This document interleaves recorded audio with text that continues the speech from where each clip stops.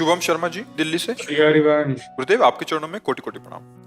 गुरुदेव भगवान, आपको जो सैनपुर में गंगा किनारे जो महापुरुष के दर्शन हुए थे वो कौन थे? उन्होंने आपसे क्या उपदेश किया?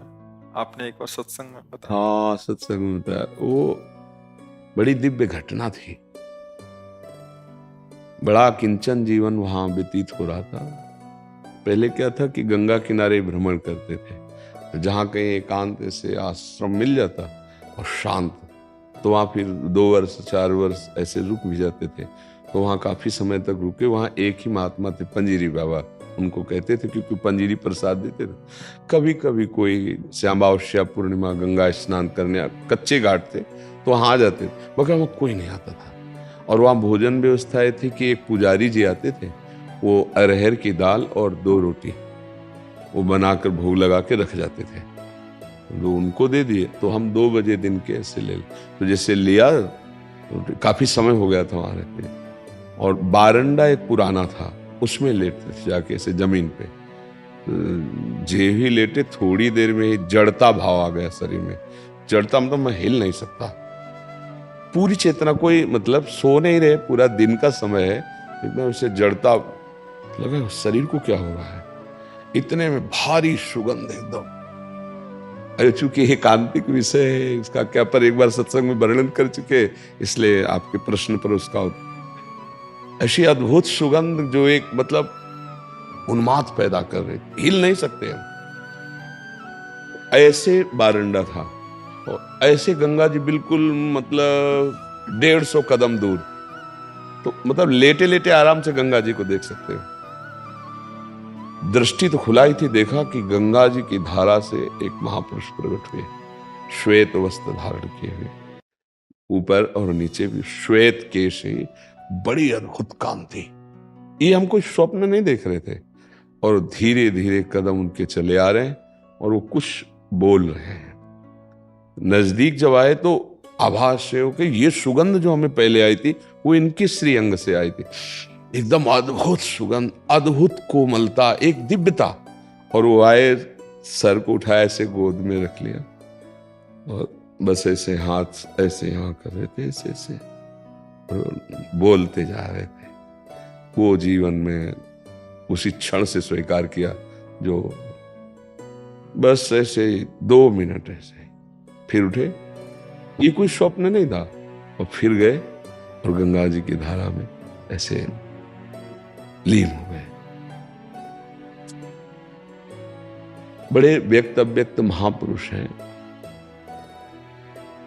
महापुरुष जन जब देखते हैं कि ये जीव लालायित है भगवत प्राप्ति के लिए, तो वो आकर कृपा कर देते हैं। उन्हीं की कृपा से भगवत प्राप्ति होती है। अपना साधन तो एक निमित्त मात्र है, कृपा से भगवत प्राप्ति होती है। ये जो बड़े बड़े व्यक्त अव्यक्त महापुरुष हुए हैं, यही आते हैं और अपने स्पर्श से, संभाषण से, उपदेश से भगवत प्राप्त बना देते हैं। जैसे उड़िया बाबा की व्याकुलता बड़ी थी, तो नर नारायण भगवान आकर के उपदेश किए थे 2 श्लोक का, वही उनको ब्रह्मबोध संपन्न। तो ये जो बड़े महापुरुष हैं, जो भगवत प्राप्त महापुरुष है, वो हैं। जब सृष्टि में किसी को देखते हैं कि भगवत प्राप्ति की व्याकुलता है, तो फिर वो कृपा कर देते हैं आकर के। तो ये एक अव्यक्त घटना थी, भावावेश में कभी सत्संग में वर्णन कर दिए होंगे। तो ऐसा था सैनपुर में। और कोई भी उपासक जब सच्चाई से चलेगा भगवत मार्ग में, तो बड़े बड़े महापुरुष कृपा करने लगते हैं। जैसे देवर्षि नारद और अंगिरा जी स्वयं आकर के पूज्य भाई जी से, हनुमान प्रसाद पोद्दार जी से पहले दिन ही सूचना हो गई थी कि कल आएंगे, पूरी व्यवस्था थी। आए देवर्षि नारद जी, अंगिरा जी, भाई जी से चर्चा हुई, फिर वो अंतर्ध्यान हो गए। ऐसे बड़े बड़े महापुरुष। अब जैसे इसी सभा में कोई महापुरुष आए, मिलना चाहे तो वो सिर्फ उसी को दिखाई देगा जिसे मिलना, क्योंकि पार्थिव दृष्टि है। नेत्र 3 होते हैं, एक होते चर्म चक्षु, एक होते ज्ञान चक्षु, एक होते प्रेम चक्षु। ज्ञान चक्षु प्रकट होते हैं बुद्धि में, प्रेम चक्षु प्रकट होते हैं हृदय में। चर्म चक्षुओं से माया देखी जाती है, ज्ञान चक्षुओं से तत्व दर्शन होता है, आत्मस्वरूप का बोध होता है, और प्रेम चक्षु से प्रभु का दर्शन, उनकी लीलाओं का दर्शन, उनकी दिव्यता का। तो इन चक्षुओं से वो नहीं देखा जाता, इन्हीं चक्षुओं में वो प्रकाशित होते हैं, ज्ञान चक्षु या प्रेम चक्षु। तो जैसे भगवान प्रकट हो तो उसको वार्ता सुनाई देगी, वो भगवान बात कर, लेकिन कोई देख नहीं सकता, कोई वो वार्ता सुन नहीं सकता।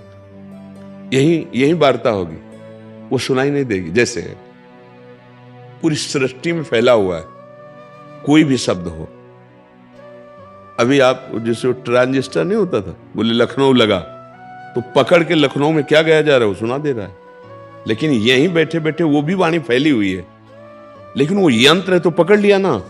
ऐसे ही महापुरुषों की वाणी, भगवत वाणी छा रही है।